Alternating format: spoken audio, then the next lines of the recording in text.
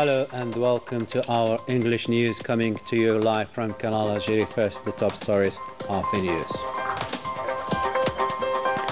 The President of the Republic, Al-Majid Tebboune, chairs a meeting devoted to the follow-up and progress of the preparations ahead of reviewing the association agreement with the European Union.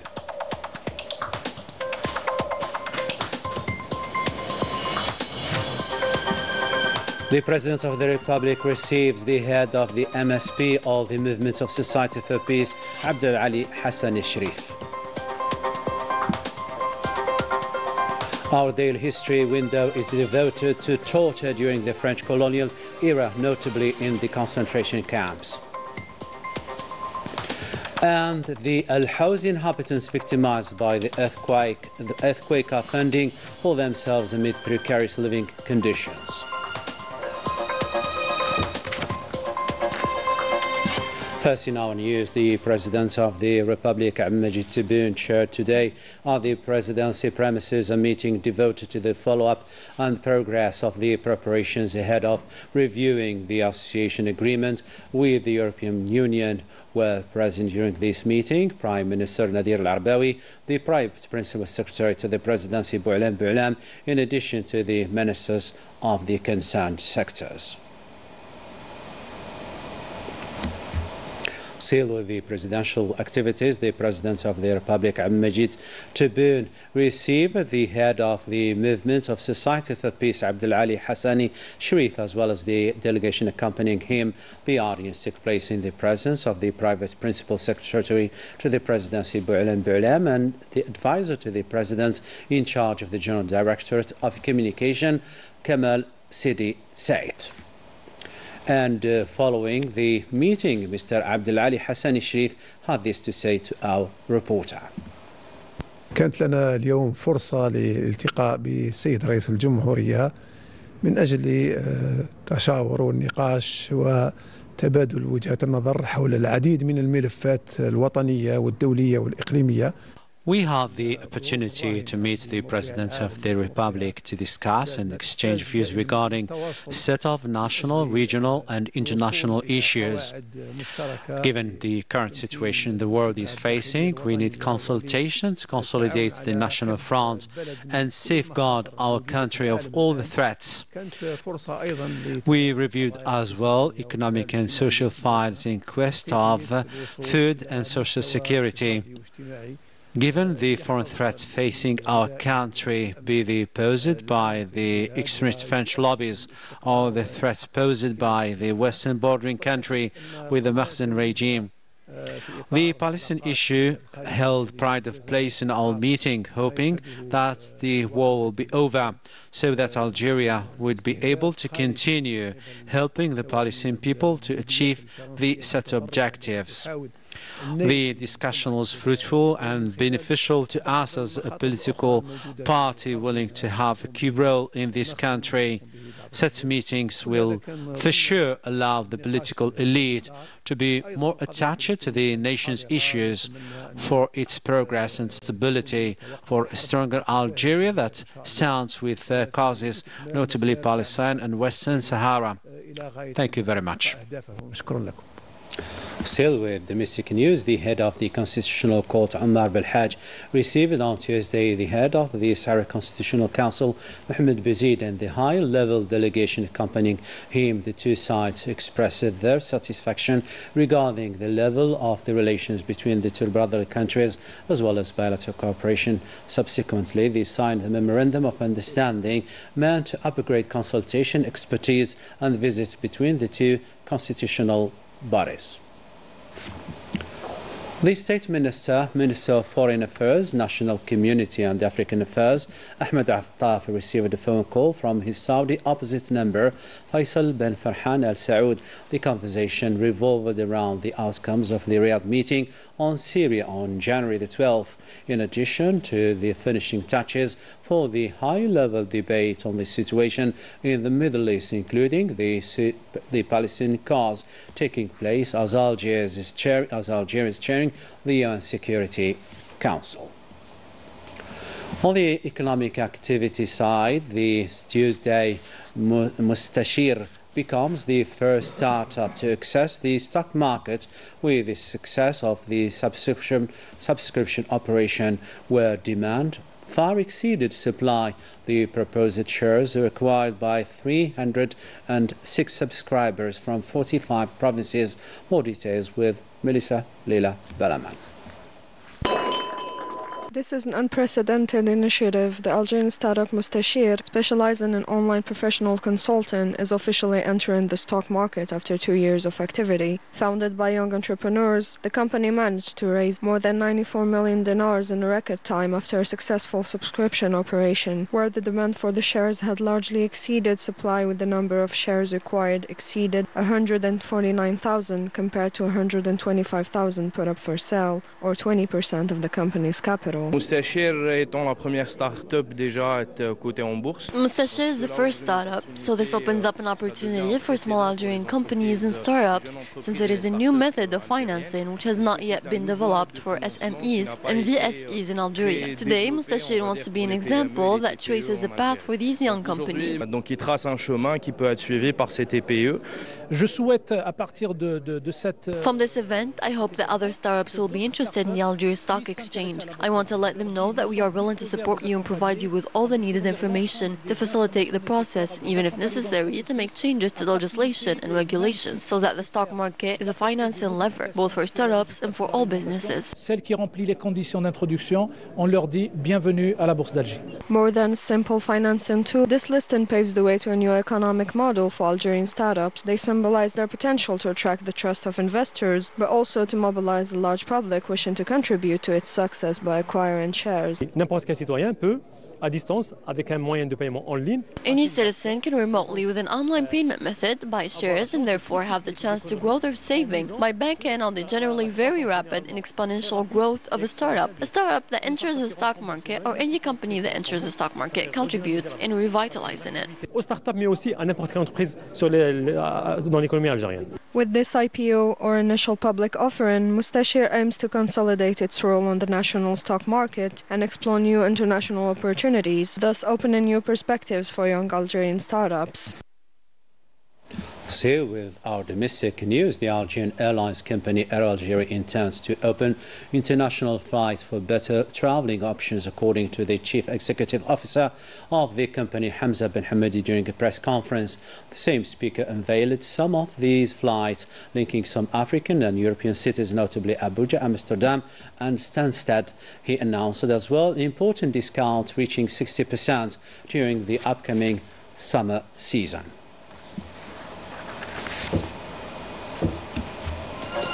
We are still watching Canal Algérie. Coming up in our news. Janat, a region with unique and breathtaking landscapes, need more attention to preserve its rare ecosystem.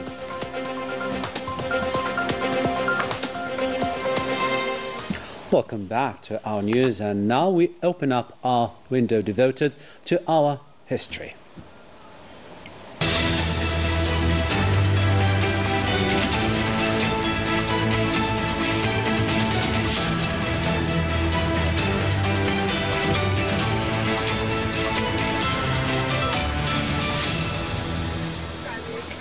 First, we shed light tonight on the torture practices by colonial France on the Algerian people, forever engraved in the memory. In an effort to keep its hold over the country, the colonial forces put in place concentration camps where several horrendous atrocities were perpetrated. Laetitia Sidqawi with more details. Horrifying scenes engraved in the national memory of over 3 million Algerians subject to brutal repression orchestrated by colonial France. Accused often without foundation of sympathy or support for the glorious revolution, they have endured all forms of torture and were interned in concentration camps. Camps that were installed throughout the Algerian territory, known as sulk. They date back to the beginning of the French occupation, varying according to their size and the number of officials who operated there. In 1960, there were 2,520 concentration centers housing more than 1,500,000 Algerians. In October of the same year, the number was reassessed at 2,100 centers, thus grouping together more than 1,660,000 Algerian detainees, testifying to the extent of the repressive policy and deportation set up by the French colonial regime, displaying the cowardness of colonial France that did not hesitate to impose a cruel regime ready to stifle any form of resistance. These concentration camps were the scene of suffering, where men, women, and even children were subject to ruthless violence. Children in particular paid the heavy tribute, with an average of 500 children killed every day or one child every 2 days in each concentration camp. Despite its effort to persuade public opinion that the Algerian people were tired of the war of liberation, France found itself confronted with a reality that it could no longer hide. The valiant Mujahideen revealed the truth by carrying out operations in villages and everywhere, thus standing as a shield against the French occupation forces. In modern France, many people denounce the rise of some ideologies of the far right, in particular the use of migration issues as an alibi to divert the debate from the real socio-economic problems of the country. Let's know more with Latia Sadqawi once again. In France, the far right is facing a growing opposition, reflecting the discontent prevailing currently among the French society with this political wing for its positions deemed irresponsible. As such, thousands gathered at Republic Square to express their voices. We need dialogue, there's no room for threats. We need diplomacy on both ends. Mensonges, de fantasmes et de lubies. Voilà le texte que vous soumettez. Lies, fantasies, and lobbying. This is the core of the draft you submitted to our assembly today. You brandish from the get-go the specter of collective immigration. False. With 12% of its population born abroad, our country does not actually occupy a top position among the European countries. Yet another lie to debunk: family immigration. Residence permits linked to family immigration are down by 5% in the last 20 years. You describe the Algerian agreement as extremely favorable, which is another lie. On the contrary, it does not favor Algerian students and does not exempt Algerians from the laws of the job market. If anything, visa and residence permit seekers are faced with various irrational administrative obstacles. The far right has taken advantage of the different socio-economic crises shaking France to enrich feelings of exclusion and stagnation with an agenda that does not serve the citizens but rather exploits their frustration. The rise in life expenses and unemployment are making citizens' lives harder. The current context shows a France more divided than ever, an extremist group on one hand that is making tensions worse among the population, and a state incapable of giving concrete solutions on the other. The popular gathering sends a clear message. The French refuse to see their country drown in hatred and exclusion, but the challenges are big, and France depends on its capacity to go back to the fundamental principles of justice and equality, a mission out of reach according to most French.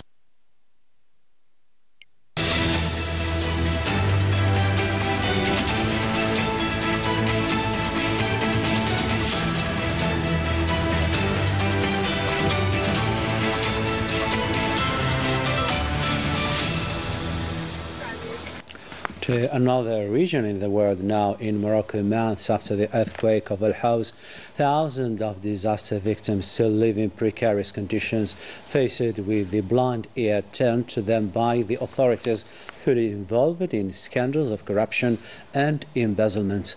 Latia Sadqawi has more details to say.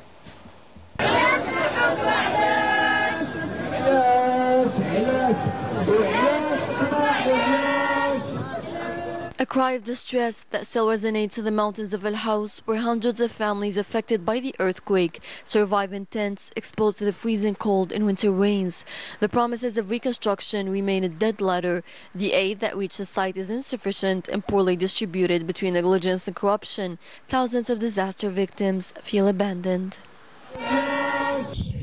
We suffer oppression every day. My wife and I, we live in the street humiliated by those who run our country, by a power incapable of ensuring dignity to its people. There are 30,000 mortars victims of this disaster, more than 57,000 injured who are now disabled, more than 100,000 houses who have been destroyed. Lives have completely changed following this tragedy, worsened by the Mahsen's management of it. Accusations of favoritism and poor distribution of aid fuel anger in a context of collapse of purchasing power and deprivation of rights and freedom. I am distraught. I do not know what to think, or do I only suffer? If it came from God, I accept it. But when stemming from the will of human beings, I refuse it. I am devastated. May God be with us. A collective cry to denounce injustice and demand transparency and accountability. March the 20th, these Moroccans called to demonstrate for a profound change where each citizen's dignity is preserved and the people's sovereignty as well. From Morocco to the Middle East, the situation remains volatile in the Palestinian territories, with more victims, notably women and children. Several schools were reduced to ashes during the first week of the new year, according to Save the Children organization. In the meantime, calls for preventing the supply of arms to the Zionist entity are underway to end this heinous massacre against defenseless Palestinians. This campaign is led mainly by the British MP Jeremy Corbyn. Back to Algeria to have a trip to Jannat, a region of our Sahara famous with its unique and breathtaking landscapes and rare ecosystems that must be preserved. Let's discover more with Melissa Lila Balaman. With its enchanting landscapes, the Tassili Najer is of great geological interest and encompasses a rare ecological wealth. In its mountain ranges, oases, and sandy areas live a fauna and flora that both thrive in harmony, natural treasures that require special protection to guarantee their preservation. Our ancestors took great care of this place, so we're following their example. It is a very fragile ecosystem. If one of its links is disrupted, the entire system goes out of balance. We raise awareness among tourists about the preservation of the sites.